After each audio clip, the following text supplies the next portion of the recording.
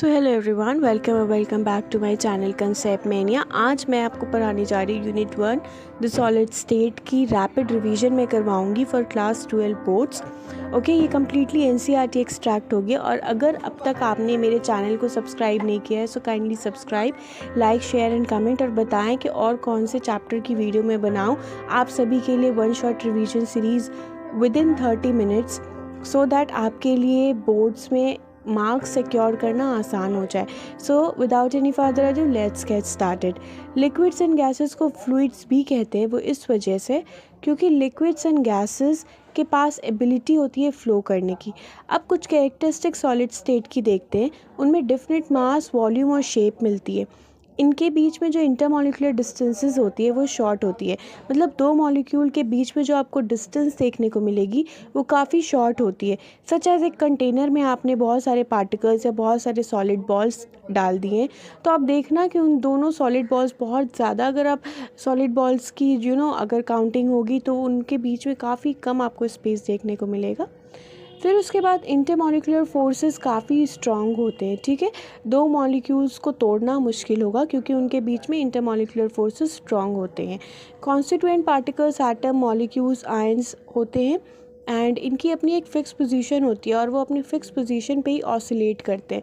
Oscillate करने का मतलब होता है कि अगर कोई मेन पोजीशन से उन्होंने स्टार्टिंग की है तो फिर कुछ डिस्टेंस कवर करने के बाद वो फिर अपनी मीन पोजीशन पे आ जाएंगे टू एंड फ्रो मोशन करते हुए। ठीक है, तो कैरेक्टरिस्टिक ऑफ सॉलिड स्टेट क्या देखी हम लोगों ने? Definite mass, volume and shape, distances short होते हैं, फोर्सेस स्ट्रांग होती है, पार्टिकल्स हमने देखी, और ये इनकम्प्रेसिबल और रिजिड होती है। चलो अब बात करते हैं कि सॉलिड कितने तरीके की होती है। तो सॉलिड मेनली दो तरीके की होती है, पहला तो एमॉर्फस और दूसरा क्रिस्टलाइन। एमॉर्फस का मतलब नो फॉर्म होता है ग्रीक में, एक इरेगुलर शेप होता है इनका, ग्रेजुअली सॉफ्ट हो जाते हैं एक रेंज ऑफ टेम्परेचर पे। अच्छा, अगर आप इन्हें क्लीवेज प्रॉपर्टी करोगे, अगर इन्हें काटोगे, क्लीव करोगे, उसके बाद आपको जो सरफेसेस जनरेटेड होंगे ना वो इरेगुलर होंगे। इनके पास डेफिनेट हीट ऑफ फ्यूजन नहीं मिलती और ये आइसोट्रॉपिक शो करते हैं। आइसोट्रॉपी मतलब कोई एक फिजिकल प्रॉपर्टी है, बहुत सारी जो फिजिकल प्रॉपर्टी है अलग अलग डायरेक्शन में सेम वैल्यू आएगी। साथ ही साथ इन्हें सूडो सॉलिड से सुपर कूल लिक्विड्स भी कहते हैं क्योंकि इनके पास टेंडेंसी होती है फ्लो करने की। और लास्ट पॉइंट है कि ये शॉर्ट रेंज ऑर्डर होते हैं। ठीक है, तो शॉर्ट रेंज ऑर्डर होने की वजह से इन्हें अमॉर्फस सॉलिड कहा जाता है। इनके पास इरेगुलर शेप होती है। तो ये हो गई थी हमारी अमॉर्फस सॉलिड जी। ठीक है, अब मूव ऑन करते हैं टू द क्रिस्टलाइन सॉलिड्स। तो क्रिस्टलाइन सॉलिड के पास अपनी एक डिफिनेट शेप होती है, इनकी मेल्टिंग पॉइंट शार्प होती है, क्लीवेज प्रॉपर्टी के अकॉर्डिंग सरफेस जो जनरेट होती है क्लीव करने के बाद वो काफ़ी प्लेन और स्मूथ होती है। ठीक है, सो ये हो जाएगा क्रिस्टलाइन का। और फिर एनाइसोट्रॉपिक इन नेचर होती है, मतलब अलग अलग फिजिकल प्रॉपर्टीज़ की अलग अलग डायरेक्शन में वैल्यूज़ डिफरेंट आती है। ठीक है, now heat of fusion definite होता है क्योंकि ये क्रिस्टलाइन है और साथ ही साथ ट्रू सॉलिड्स इन्हें कहते हैं, और ये लॉन्ग रेंज ऑर्डर होते हैं। तो ये दोनों के बीच में डिफरेंसेस मैंने आपको बता दी, स्ट्रिक्टली एनसीईआरटी बेस्ड है। आप बोर्ड्स में अगर इन दोनों की डिफरेंसेस पूछी जाएगी तो आप इसको इस पैटर्न में लिख सकते हो या इससे भी बेहतर लिख सकते हो। ठीक है, तो मैंने तो बस जितने भी पॉइंट्स है वो आपके जहन में डालने की कोशिश की है। चलो एक बात और मैं आपको बता देती हूँ कि एनसीईआरटी में एक बहुत अच्छी सी टेबल दे रखी है, वो इसी वजह से दे रखी है so that students last moment पे उसको रिवाइज कर सके अगर आपको पूरा चैप्टर नहीं पढ़ना है तो। Okay, so basically different types of solids में टाइप्स ऑफ सॉलिड है मॉलिकुलर सॉलिड्स, जिसमें नॉन पोलर, पोलर और हाइड्रोजन बॉन्डेड होते हैं। फिर आयनिक सॉलिड्स होते हैं, फिर मेटालिक सॉलिड्स, कोवलेंट और नेटवर्क सॉलिड्स होती है। तो सबसे पहले बात करते हैं मॉलिकुलर सॉलिड्स में नॉन पोलर सॉलिड्स, पोलर और हाइड्रोजन बॉन्डेड। फिर आई हमारी आयनिक सॉलिड्स, फिर मेटालिक सॉलिड्स और फिर उसके बाद कोवलेंट या नेटवर्क सॉलिड्स। ओके, तो सबसे पहले मॉलिकुलर सॉलिड्स में जो कॉन्स्टिट्यूएंट पार्टिकल देखने को मिलते हैं वो मॉलिक्यूल्स ही होते हैं। Non polar solids with in molecular solids आती है तो उनमें भी मॉलिक्यूल्स पाई जाती है। सिमिलरली पोलर और हाइड्रोजन बॉन्डेड मॉलिकुलर सॉलिड्स में भी कॉन्स्टिट्यूएंट पार्टिकल्स मॉलिक्यूल्स ही होती है। अब बात करते हैं बॉन्डिंग या अट्रैक्शन फोर्सेस का। तो देखो, नॉन पोलर मॉलिकुलर सॉलिड्स में डिस्पर्जन, लंडन फोर्सेस या वीक फोर्स लगती है। पोलर मॉलिकुलर सॉलिड्स में डाइपोल डाइपोल इंटरैक्शन मिलती है। ठीक है, देखने को मिलती है।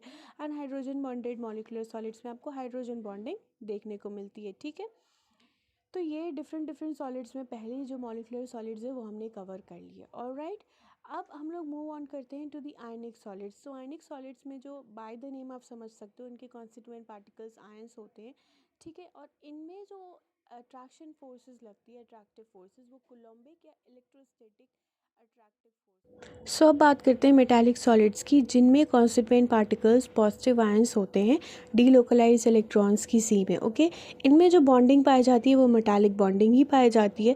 लास्टली हमारा कोवलेंट या नेटवर्क सॉलिड्स होता है, जिसमें एटम कॉन्स्टिट्यूएंट पार्टिकल होते हैं और इनके बीच की बॉन्डिंग को कोवलेंट बॉन्डिंग कहते हैं। ऑलराइट, तो ये हो गए हमारे 4 तरीके के जो सॉलिड्स थे, ओके। अब आगे चलते हुए हम लोग पढ़ने वाले हैं इनके examples, physical nature, electrical conductivity और मेल्टिंग पॉइंट के बारे में, ओके। सो अब तक हम लोगों ने कवर किया। देखिए ये चार्ट काफ़ी बड़ी थी, सो मैंने उसको बहुत ही सिंप्लीफाई करने की कोशिश की है, सो दैट स्टूडेंट्स को लास्ट मोमेंट में चीज़ें अच्छे से रिटेन हो पाए।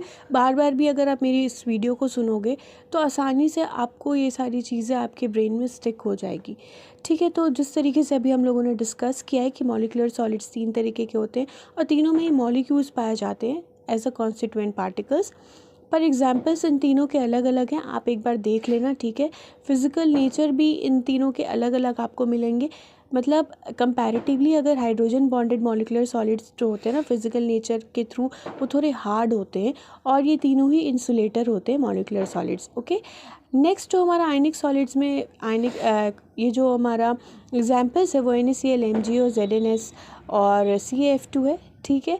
ये हार्ड और ब्रिटल होते हैं, इंसुलेटर होते हैं सॉलिड में, पर ये मॉल्टन स्टेट में कंडक्टिविटी शो करते हैं, ठीक है। अब मेटालिक सॉलिड्स में हम लोगों ने ये बात कर ली कॉन्स्टिट्यूएंट पार्टिकल्स और बॉन्डिंग के बारे में। इनके एग्जांपल्स आयरन, कॉपर, सिल्वर और मैग्नीशियम होते हैं। हार्ड और मेलिएबल होते हैं और डक्टाइल होते हैं, ठीक है। अब देखिए कि ये जो इलेक्ट्रिकल कंडक्टिविटी कंडक्टर होते हैं solid as well as molten state में, और इनकी जो मेल्टिंग पॉइंट होती है वो फेयरली हाई होती है, मतलब काफ़ी अच्छी मेल्टिंग पॉइंट इनकी होती है। MP का मतलब मेल्टिंग पॉइंट, ठीक है, मैंने शॉर्ट में लिख दिया था लैक ऑफ स्पेस की वजह से। नेक्स्ट लास्टली हमारा कोवलेंट या नेटवर्क सॉलिड, इनके कॉन्स्टिट्यूएंट पार्टिकल्स एटम्स होते हैं, बॉन्डिंग होती है कोवलेंट बॉन्डिंग। और देखो अब आप एग्जाम्पल्स में SiO2, quartz, silicon, physical nature in तीनों के हार्ड होते हैं। डायमंड के भी फिज़िकल नेचर हार्ड होते हैं, जबकि ऑन दी अदर हैंड अगर ग्रेफाइट की देखी जाए तो फिज़िकल नेचर सॉफ्ट होती है। अच्छा, डायमंड जो होता है ना वो इंसुलेटर होता है, जबकि ग्रेफाइट जो होता है वो कंडक्टर होता है। एक्सेप्शन होता है क्योंकि ग्रेफाइट में आपको फ्री इलेक्ट्रॉन्स देखने को मिलेंगे, ठीक है, और इनकी जो मेल्टिंग पॉइंट होती है काफ़ी हाई होती है। अब हम लोग बात करने जा रहे हैं crystal lattices and unit sales के बारे में। तो मेनली क्रिस्टल लैटिसेस जो होते हैं ना उनमें ब्रेवियस लैटिसेस होते हैं, जो कि 14 ब्रेवियस लैटिसेस पाए जाते हैं। 3 डायमेंशनल लैटिसेस भी इसे कहते हैं। ये एक मैंने यूनिट सेल की डायग्राम बनाई है, तो उसमें कुछ पैरामीटर्स होते हैं यूनिट सेल के, मैं आपको बता देती हूँ। ABC और अल्फ़ा बीटा गामा। देखो ABC एज लेंथ वगैरह होते हैं, लेंथ वाइज देखा जाता है, और अल्फ़ा बीटा गामा ये तीनों एंगल्स होते हैं, ओके। तो आपने अल्फ़ा देख लिया होगा B और C के बीच में, बीटा देखा होगा A और C के बीच में, और गामा देखा होगा A और B के बीच में। तो ये ब्रेवियस लैटिसेस 14 होते हैं और 3 डायमेंशनल स्ट्रक्चर्स के होते हैं, 3 डायमेंशनल स्ट्रक्चर्स के होते हैं। तो सबसे पहला प्रिमिटिव यूनिट सेल देखते हैं। ये सिर्फ और सिर्फ कॉर्नर्स पे पाए जाते हैं। 8 कॉर्नर्स होती है ना, तो 8 कॉर्नर्स पे क्या पाए जाते हैं, प्रिमिटिव यूनिट सेल्स पाए जाते हैं। सिर्फ और सिर्फ अगर कॉर्नर्स पे प्रेजेंट है तो उसे हम लोग प्रिमिटिव यूनिट सेल्स कहते हैं। नेक्स्ट आता है हमारा B पे सेंटर्ड यूनिट सेल्स। ये 3 तरीके के होते हैं। तो बॉडी सेंटर्ड यूनिट सेल्स मतलब कॉर्नर्स पे तो प्रेजेंट होंगे ही होंगे, प्लस ये मतलब एक यूनिट सेल के बॉडी में मतलब बिल्कुल बीच में प्रेजेंट होंगे, उसे हम लोग बॉडी सेंटर्ड यूनिट सेल कहते हैं। Next face centred unit cell, तो कॉर्नर्स पे प्रेजेंट होंगे, ठीक है, but plus face centre present होंगे। फेस सेंटर क्या हो गया, ये फेस हो गया, मतलब मेनली एक क्यूब में अगर आप देखोगे तो 6 फेसेस आपको देखने को मिलते हैं। तो फेसेस के सेंटर पे प्रेजेंट होंगे और प्लस कॉर्नर्स पे भी प्रेजेंट होंगे, तो उससे हम लोग फेस सेंटर्ड यूनिट सेल्स बोलेंगे, ठीक है। तो ऊपर नीचे इस तरीके से 6 फेसेस होते हैं। सो आई होप यहाँ तक सारी चीज़ें क्लियर हो गई होगी। और मैंने देखा है कि इससे पहले की तमाम वीडियोस को आप उतना मन लगा के नहीं देख रहे हैं। गाइस प्लीज़ मेरे एफ़र्ट्स को आप समझने की कोशिश किया करो।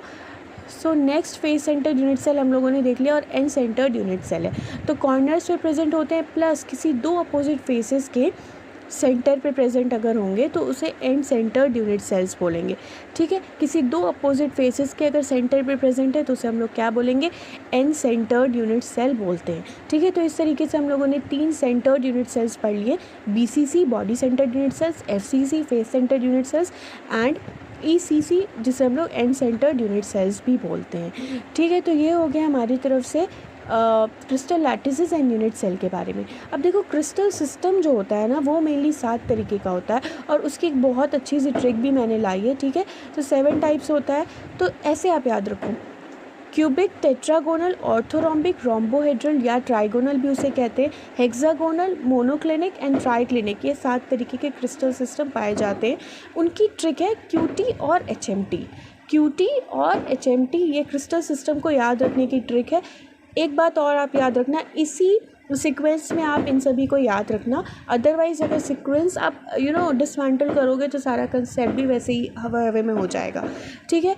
तो अब पढ़ते हैं हम लोग, ये एक नेक्स्ट चार्ट जो है ना NCERT में दे रखा था, मैंने उसको पिक किया है सो दैट मैं ईजिली आपको सारी चीज़ें कंबाइन करके सारी चीज़ें एक्सप्लेन कर सकूँ। तो crystal lattice, possible variations, axial distances और एज लेंथ वगैरह दे रखे हैं, एक्सियल एंगल्स और एग्जाम्पल्स भी दे रखे हैं। तो मैंने आपको बोला ना QT और HMT, जिसमें cubic, tetragonal, orthorhombic, rhombohedral, hexagonal, monoclinic and triclinic, ये सारे क्रिस्टल लैटिस के नाम लिखे हुए हैं, ठीक है। एक ऑर्डर में लिखे हुए, एक सीक्वेंस में लिखे हुए, और आपको भी इसी तरीके से याद रखना है, ठीक है। अब इसके पॉसिबल वेरिएशंस को भी मैं याद करने के लिए आपको ट्रिक दूंगी, और एक्सियल लेंस और एक्सियल एंगल्स को कैसे याद रखना है वो भी ज़रूरी है, ठीक है। तो अब देखिए जी, मैं आपको बताती हूँ सबसे पहले क्रिस्टल लैटिस में ये बहुत ही इंपॉर्टेंट टॉपिक है, तो आप प्लीज़ ध्यान लगा करके यहाँ पर सुनना मुझे, ठीक है।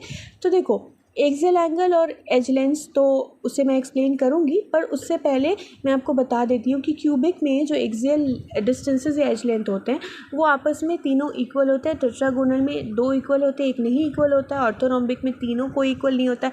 अब देखो रोम्बोहेड्रल ट्राइगोनल से क्या आपको करना है ना, क्यूबिक का बिल्कुल सेम टू सेम A=B=C आप उतार देना, हेक्सागोनल को आपको एकदम एज इट इज़ टेट्रागोनल का उतार देना है, एंड मोनोक्लिनिक ऑर्थोरोम्बिक की तरह उतार देना, एंड देन ट्राइक्लिनिक का मोनोक्लिनिक की तरह उतार देना, ठीक है।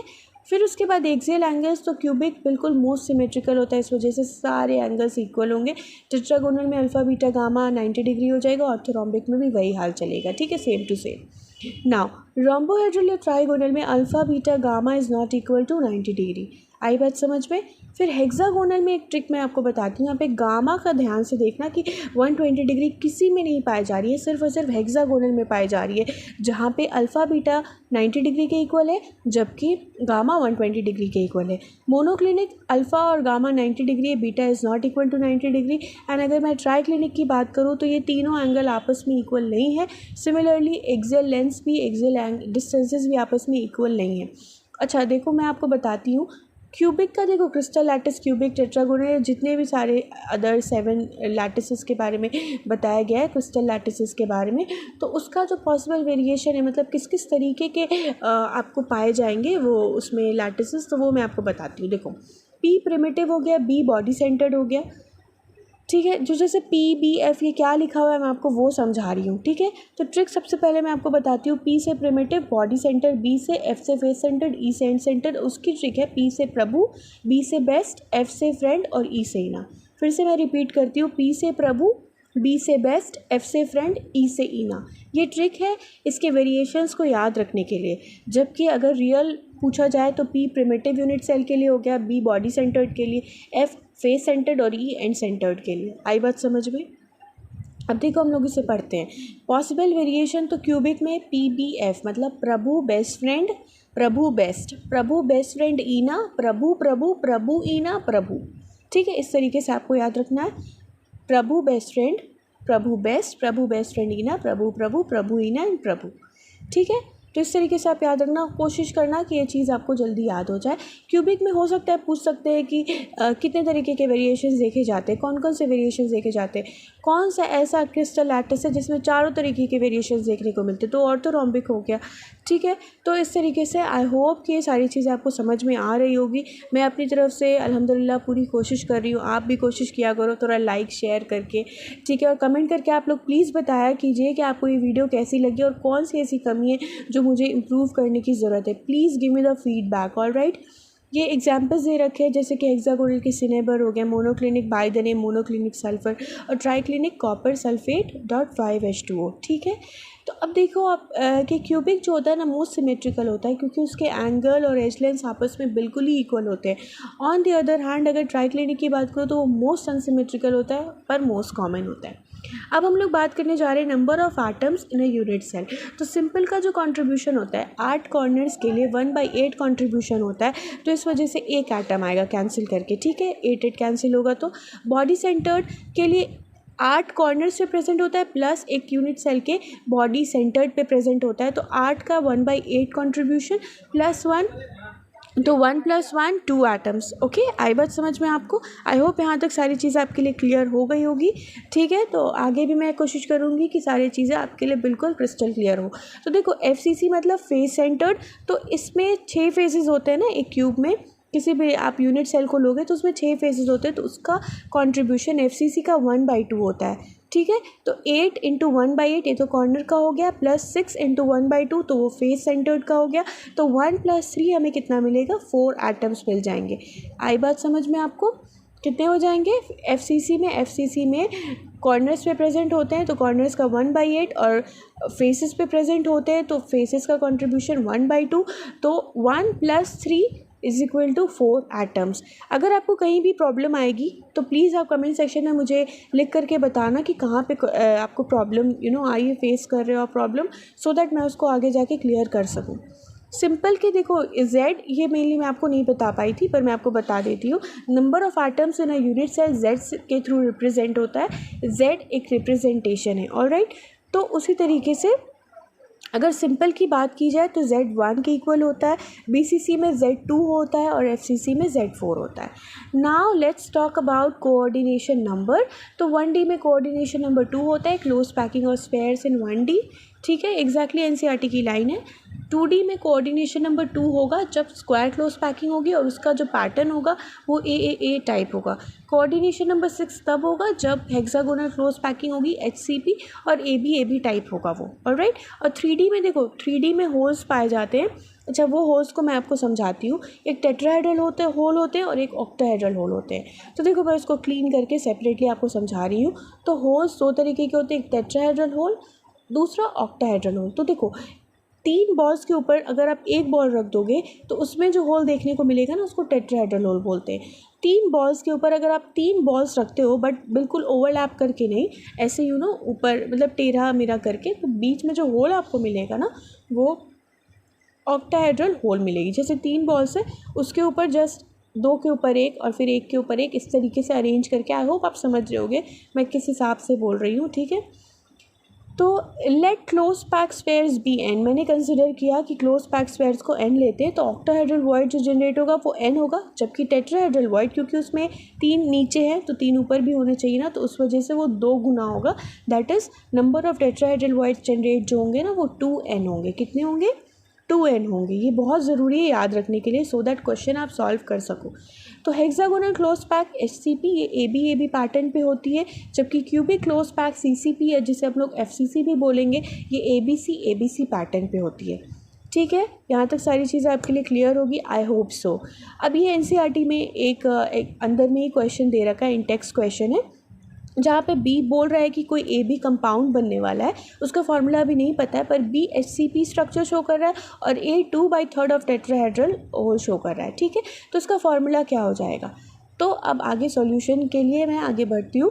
तो देखो B जो है ना वो HCP शो कर रहा है, मतलब HCP मतलब हेक्सागोनल क्लोज पैकिंग, और A शो कर रहा है 2/3 ऑफ टेट्राहेड्रल वॉइड्स, ठीक है। तो HCP के लिए n हम लोगों ने लेना था, ठीक है, ले लिया। और फिर 2/3 इंटू टेट्राहेड्रल वॉइड्स के लिए क्या होता है? 2n होता है। होता है नहीं होता? अभी जस्ट मैंने आपको बताया।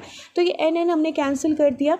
अब आपको देखो इसको सिंप्लीफाई करने के लिए, सिंपलेस्ट फॉर्म में लाने के लिए B को 3 से मल्टीप्लाई कर दो और ये जो a का मतलब 4/3 वैल्यू दे रखा है उसे भी 3 से मल्टीप्लाई करके 3 को कैंसिल करो, तो यहाँ पे a कितना आ जाएगा b कितना आ जाएगा 3 और a आ जाएगा 4। तो इसका फार्मूला क्या बन गया हमारा, फार्मूला बन गया A4B3।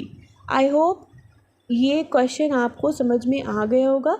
ठीक है, अगर नहीं समझ में आया तो एक बार और इस वीडियो को आप रिपीट कर लेना। ठीक है, तो इसी तरीके से आगे बढ़ते हुए एटम्स पर यूनिट सेल Z से रिप्रेजेंट होता है। Simple cubic Z equal to 1, BCC Z equal to 2, FCC Z equal to 4 and CCP भी Z इक्वल टू 4 ही होता है। Now let's talk about another topic which is packing efficiency. मतलब देखो कोई भी सॉलिड या कोई भी एटम्स के जो अरेंजमेंट होते हैं उनकी एक एफिशिएंसी होती है, तो कैसे कैसे और कितनी होती है वो देखते हैं। तो सिंपल क्यूबिक लैटिस की जो पैकिंग एफिशिएंसी होती है, अगर पाई के टर्म्स में मैं आपको बताऊं तो वो π/6 होती है। ठीक है, packing efficiency simple cubic lattice की कितनी होती है, वो होती है π/6। ऑलराइट, परसेंटेज में 52% ऑक्यूपाइड होते हैं। मतलब ऑक्यूपाइड होने का मतलब वो फिल्ड उतने होते हैं। आपको ज़्यादा अभी डेप्थ में नहीं जाना है, आपको बस सारी चीज़ें इसी तरीके से समझनी है और याद रखनी है। आई होप सो इससे पहले आपने वीडियो लेंदी वाली वीडियो अच्छे से आपने इस चैप्टर को पढ़ रखा होगा। उसी के बाद मैं आपको ये बस एक शॉर्ट नोट्स के तौर पे सारी चीज़ें रिवाइज करवा रही हूँ। जबकि 48% अनऑक्यूपाइड या वैकेंट स्पेस होते हैं। इनके रेडियस है एज लेंथ का फॉर्मूला होता है A=2R। ए होता है एज लेंथ और R A/2। नाउ BCC के बारे में अगर पाई के रेशियो में अगर मैं आपको बताऊँ तो √3 π/8 हो जाएगा पाई के टर्म्स में। 68% ऑक्यूपाइड या फिल्ड होते हैं और 32% अनऑक्यूपाइड या वेकेंट स्पेस पाए जाते हैं BCC मतलब body centred cubic unit cell में। 68% ऑक्यूपाइड होते हैं, 32% वैकेंट होते हैं। ठीक है, एज लेंथ अगर मैं इसका बोलूँ कि आपको रेडियस या एज लेंथ के बीच का आपको रिलेशन बताना है तो R which is equal to √3/4A।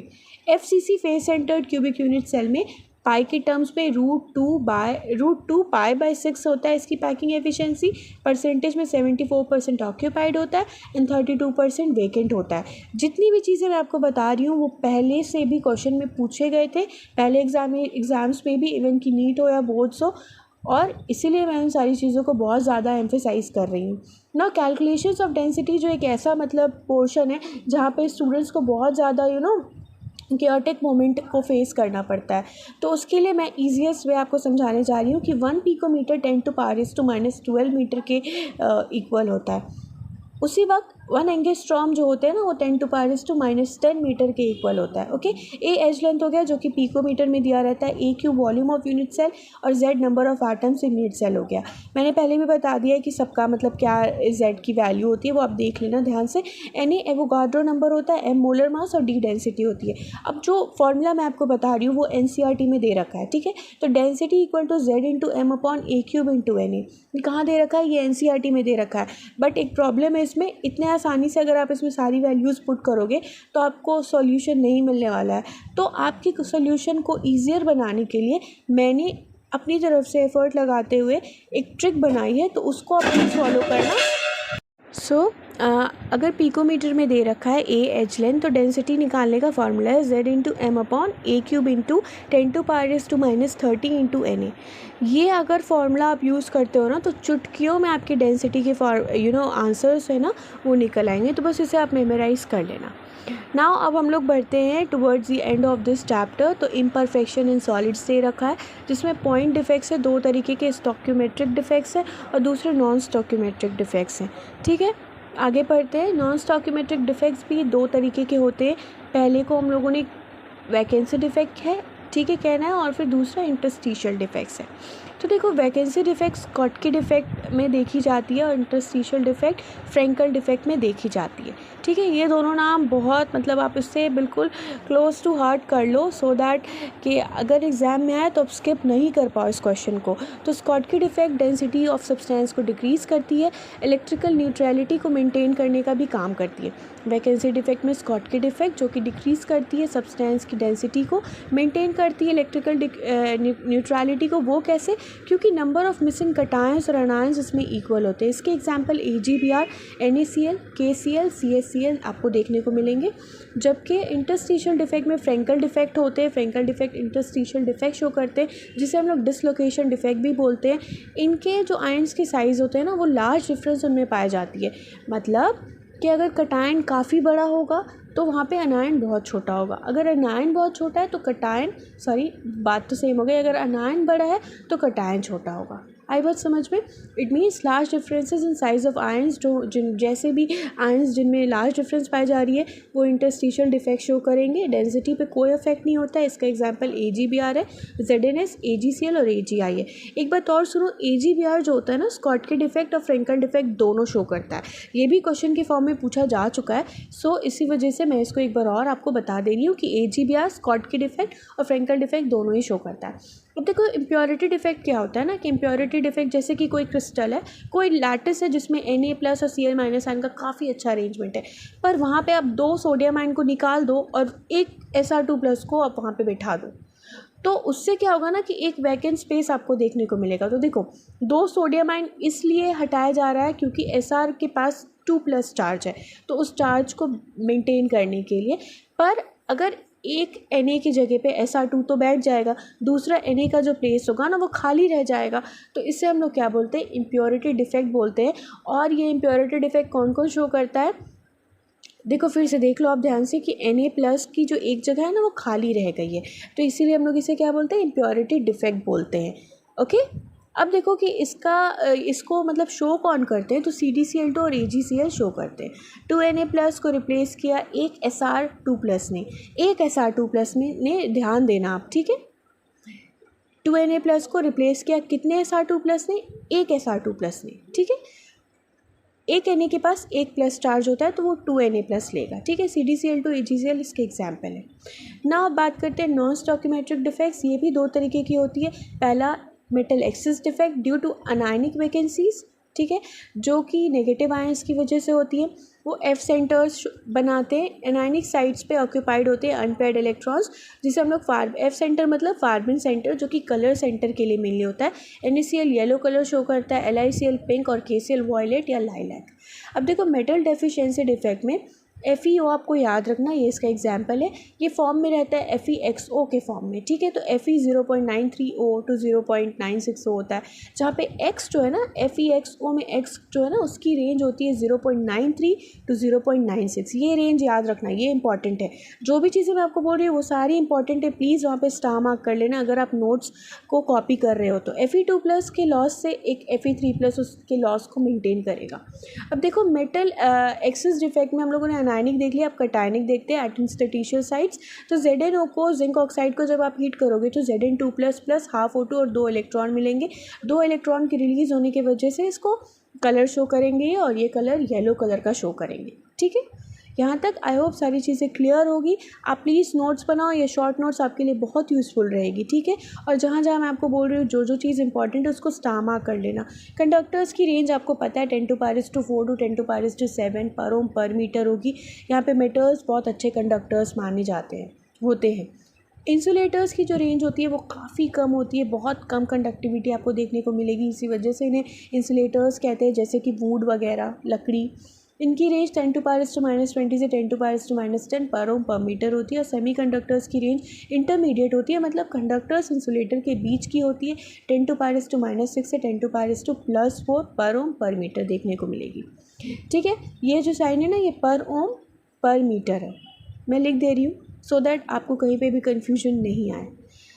अब हम लोग पढ़ने जा रहे हैं जो लास्टली एक टॉपिक दे रखा है ना इस चैप्टर में, सॉलिड स्टेट में, सेमीकंडक्टर्स मेनली ग्रुप 14 के जितने एलिमेंट्स होते हैं उन्हें सेमीकंडक्टर्स माना जाता है। 2 तरीके के होते हैं, P टाइप होते हैं और N टाइप होते हैं। तो अगर ग्रुप 14 के एलिमेंट्स को आपने ग्रुप 13 के एलिमेंट्स के साथ डोपिंग करवाई है तो वो P टाइप शो करेंगे। On the other hand N type वो तब शो करेंगे जब ग्रुप 15 एलिमेंट्स को ग्रुप 14 के साथ आप डोपिंग करवाओगे। तो बोरोन है ना, सॉरी ये गलती से मैंने ये कॉन्फ़िगरेशन लिख दिया था।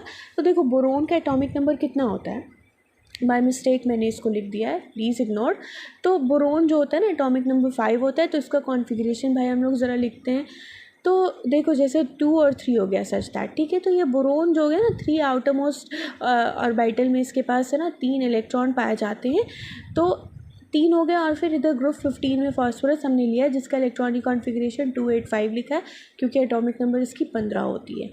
ठीक है। तो यहाँ पे अब आप देखना 14 ग्रुप 14 में 4 इलेक्ट्रॉन्स वैलेंस होंगे, ठीक है, वैलेंस इलेक्ट्रॉन 4 होंगे। एक में हम लोगों ने 3 देखा, दूसरे में हम लोगों ने 5 देखा। अब क्या होगा मैं आगे बताती हूँ।